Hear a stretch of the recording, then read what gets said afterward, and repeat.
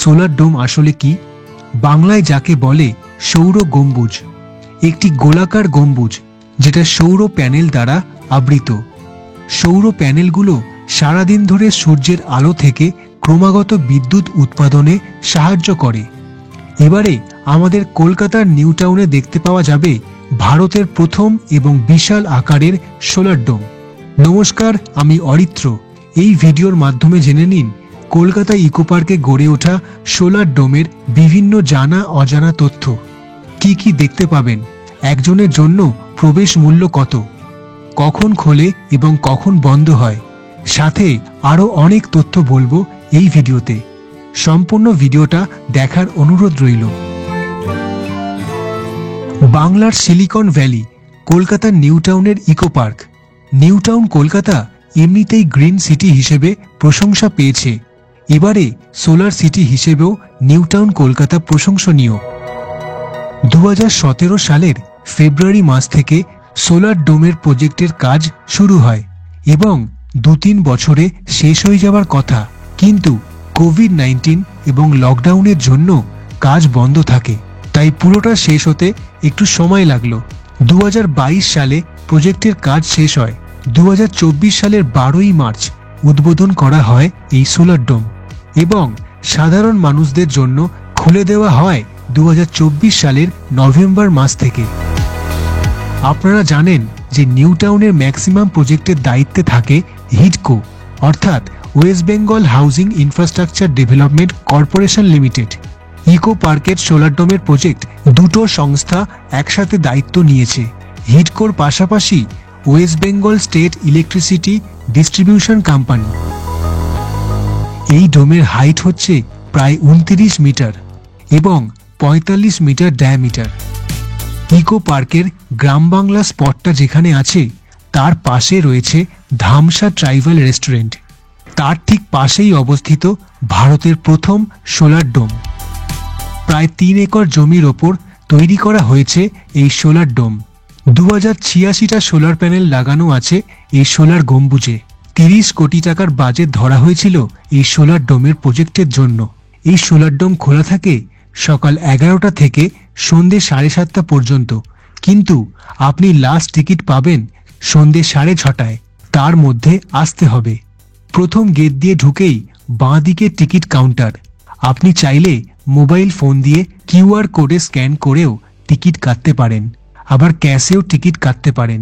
আর ডান দিকে রয়েছে ব্যাগ রাখার জায়গা। প্রবেশ মূল্য হচ্ছে 200 টাকা একজনের।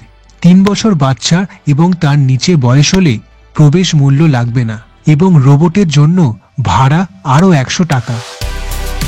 প্রথমে ঢুকে দেখা মিলবে স্মার্ট ইলেকট্রিক ভেহিকেলের। এটাকে নাম দিয়েছে ভেহিকেল অব দি ফিউচার। পাশে রয়েছে একটা হিউম্যানয়েড রোবট। এখানে প্রচুর বৈজ্ঞানিক এবং ব্যবসায়ীদের ওয়্যাক্সের স্ট্যাচু রয়েছে। একদম গ্রাউন্ড ফ্লোরে রয়েছে নিকোলা টেসলার ওয়্যাক্সের স্ট্যাচু। নিকোলা টেসলাকে বলা হয় ফাদার অফ এনার্জি। এই কক্ষে দেখানো হয়েছে সেই 2 লক্ষ বছর আগে আগুন আবিষ্কার হওয়া থেকে কয়লার খনি। তারপর 1100 শতকে উইন্ড মিল প্রথম চালু হয়। 1690 সালে প্রথম কয়লা ব্যবহার করা হয় ইন্ডাস্ট্রিতে।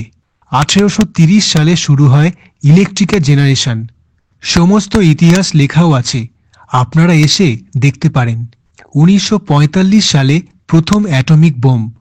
2000 সালে পৃথিবীর বড় সোলার পাওয়ার এবং 2021 সালে ভারত পৃথিবীর মধ্যে 3rd largest renewable energy producer হওয়া। নিচ থেকে ওপরে 3টে ফ্লোর আছে, লিফটও আছে, কিন্তু সেটা শুধু নাবার জন্য, কারণ আপনি দেখতে দেখতে ওপরের ফ্লোরে উঠবেন আর দেখা হয়ে গেলে লিফটে করে নেমে যাবেন। 3 তলা পর্যন্ত কোনো পা রাখার সিঁড়ি নেই, তার বদলে স্পাইরাল র্যাম্প রয়েছে, যার বাংলা মানে প্যাঁচালো সিঁড়ি। আপনি হেঁটে হেঁটেই ওপরে উঠতে পারবেন। সোলার ডোমের নিচের ফ্লোরে রয়েছে রিনিউয়েবল এনার্জির সমস্ত তথ্য। বাংলায় বলা হয় নবায়নযোগ্য শক্তি, যেমন ধরুন tidal energy, geothermal energy, wind energy, solar energy.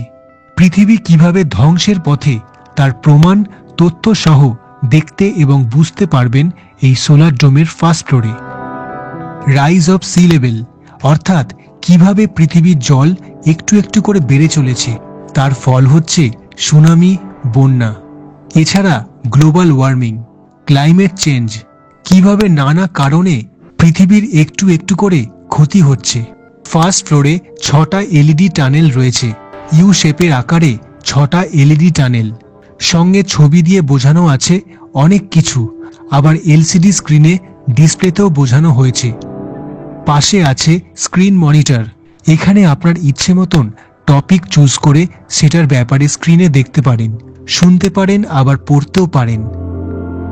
এটা হচ্ছে সোলার ডোম ইকো পার্কের একটা 3D মডেলের ব্লুপ্রিন্ট। এলইডি টানেল শেষ হতেই দেখতে পেলাম একজন চাষি হাত জোড় করে অনুরোধ করছে, সেভ দি প্ল্যানেট। 1860 সালে পৃথিবী কি ছিল আর একটু একটু করে কিভাবে পরিবর্তন হয়েছে। এরপর এই টানেল দিয়ে সোজা চলে এলাম স্পাইরাল র্যাম্পের কাছে। শুরুতে দেখতে পেলাম একটা ব্যানিয়ান ট্রি, তার সামনে দাঁড়িয়ে সালু মারাদা থিমমাক্কা, বর্তমান বয়স 113 বছর। আপনি হয়তো জানবেন কর্ণাটকার হাইওয়েতে 385টা বটগাছ প্লান্ট করেছিলেন এই ভদ্রমহিলা। এই স্পাইরাল র্যাম্পের দেওয়াল জুড়ে সেই সমস্ত প্রাণীদের প্রতিক্রিয়া এবং ছবি রয়েছে যারা এই পৃথিবী থেকে সময়ের কালে বিলুপ্ত হয়ে গেছে, এক্সটিন্ট স্পিসিস। তাদের সম্পর্কে তথ্য বলা আছে এই স্পাইরাল র্যাম্পের দেওয়াল জুড়ে। পাখি থেকে পোকামাকড়, হরিণ, বাঘ, সিংহ, সাপ, আরও অনেক পশু প্রাণী। আপনারা এখানে এসে দেখবেন অনেক অজানা জীবজন্তুদের ব্যাপারে জানতে পারবেন, যাদের অস্তিত্ব আর এই পৃথিবীতে নেই, কিন্তু তাদের কথা ইতিহাসের পাতায় লেখা আছে। দেখতে পেলাম father of Indian physics C V রমনের ওয়্যাক্সের স্ট্যাচু। তার পাশে রয়েছে একটি থিয়েটার, ভিশন থিয়েটার নাম্বার 1। আপনি এখানে চুপচাপ বসে স্ক্রিনে দেখানো প্রেজেন্টেশন দেখতে পারেন এবং বুঝতে পারেন যে পৃথিবীতে প্রাকৃতিক ক্ষতি তো অনেকভাবেই হচ্ছে, কিন্তু কোন কোন উপায় রয়েছে যাতে করে পৃথিবী এখনো সুস্থ সবল রাখা যায়, তার অনেক উপায় বলা আছে। এই ফ্লোরে থিয়েটারের পাশাপাশি আপনি দেখতে পারবেন কোন কোন কারণে কার্বন ডাই অক্সাইডের মাত্রা বেড়েই চলেছে।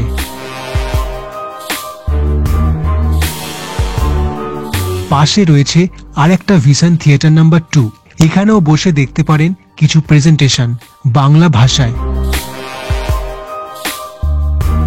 এরপর দেখা মিলবে ফাদার অফ ইলেকট্রিসিটি মাইকেল ফ্যারাডের সাথে।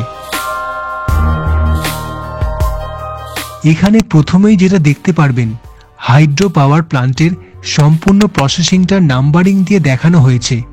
শুরু থেকে শেষ পর্যন্ত কিভাবে ইলেকট্রিসিটি উৎপাদনে সাহায্য করে সেটা বুঝতে পারবেন। এই ফ্লোরে রয়েছে বিভিন্ন পাওয়ার প্লান্টের তথ্য, ইলেকট্রিসিটি তৈরি করার বিভিন্ন পদ্ধতি, টাইডাল পাওয়ার প্লান্টের পদ্ধতি।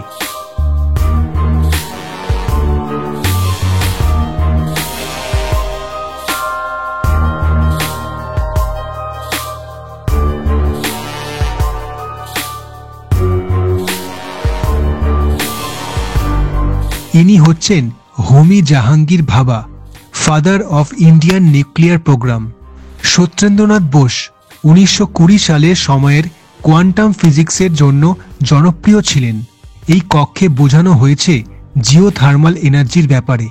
জিও মানে পৃথিবী এবং থার্মাল মানে হিট বা গরম, অর্থাৎ পৃথিবী থেকে যেই হিট এনার্জি উৎপাদন হচ্ছে সেটার ব্যাখ্যা এই রুমে রয়েছে, যেমন ভলক্যানো। পৃথিবীর কোথায় কোথায় ভলক্যানিক জমি রয়েছে তা এখানে দেখতে পারবেন। এই কক্ষে দেখতে পারবেন পৃথিবী সোলার প্রজেক্টের ব্যাপারে, কোথায় কোথায় সোলার প্রজেক্ট রয়েছে এবং ভবিষ্যতে হতে পারে, কিভাবে এই প্রজেক্ট হয়, কি কি সাফল্য লাভ হয়েছে তার ব্যাখ্যা এই রুমে পাবেন। এই ডিসপ্লে স্ক্রিনে আপনি দেখতে পারবেন পৃথিবীর সবথেকে বড় 10টা মেগা সোলার প্রজেক্টস কোথায় কোথায় রয়েছে। Albert Einstein, father of modern physics. এটা হচ্ছে কিডস জোন।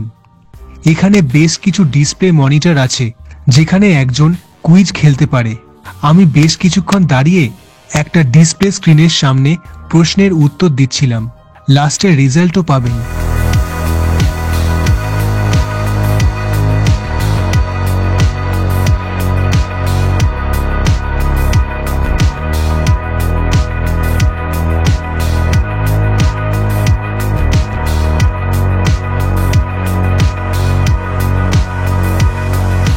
এই বাইসাইকেলটার নাম bike to future, energy generating smart cycle. এর পরের কক্ষে রয়েছে স্টিভ জবসের ওয়্যাক্সের স্ট্যাচু, যিনি হচ্ছেন ফাদার অব ডিজিটাল রেভলিউশন। পৃথিবীতে স্মার্ট সিটি এবং নতুন টেকনোলজি দ্বারা কিভাবে বর্তমান এবং ভবিষ্যৎ প্রজন্ম অর্থনীতিতে উন্নত করে এবং দৈনিক কাজকর্ম করে এগিয়ে যেতে পারে। এখানে একটা থিয়েটারের রুমও রয়েছে।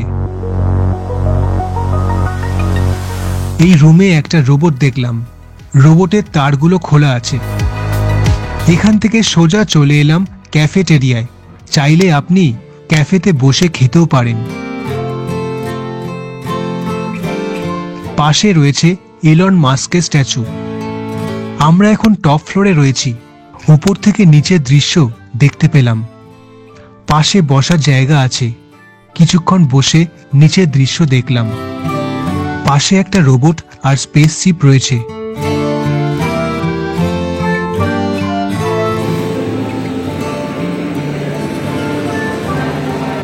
টপ ফ্লোরে একটা দোকান রয়েছে যেখানে সোলার ডিভাইস আর রেকর্ডিং ডিভাইস কিনতে পাওয়া যায়।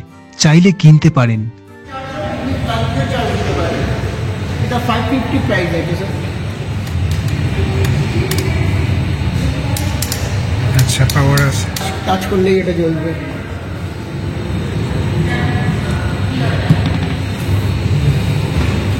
এটা স্কুল প্রজেক্টে দেয় না, ব্যাটারি কানেকশন করে পাখাটা ঘোরানো, কানেকশন করা, সেইটা মোটর দিয়ে পাখাটা ঘোরানো হয়। প্রাইস আছে এগুলো একদম নর্মাল 170 করে আছে। ওয়্যারওয়ালা। আচ্ছা, জ্যাকওয়ালা। এটা হচ্ছে আপনার এয়ারপড আছে, এটা হচ্ছে 450 করে আছে। এটা একটু বেশি আছে, 650 আছে। এটাও এরকমই আছে আপনার 750। বোটের, এটা বোটের আছে। হ্যাঁ, এগুলো বোটের। আর তারপরেই রয়েছে লিফট, যাতে করে আপনি সহজেই আবার গ্রাউন্ড ফ্লোরে চলে যেতে পারেন। পাশে থাকবেন এবং প্রচুর প্রচুর করে ভিডিও দেখুন, শেয়ার করুন, লাইক কমেন্ট করুন। আপনাদের মূল্যবান মতামতটা কিন্তু কমেন্ট বক্সে অবশ্যই জানাবেন। অবশ্যই ভিডিওটায় লাইক করবেন। এতক্ষণ ভিডিওটা দেখার জন্য অনেক ধন্যবাদ। আপনার কিছু কথা কমেন্ট করে যাবেন, এইটুকু আবদার রইল। আপনি সাবধানে ভালোভাবে ঘুরতে থাকুন। দেখা হবে নতুন কোনো জায়গার ভিডিও নিয়ে। টাটা।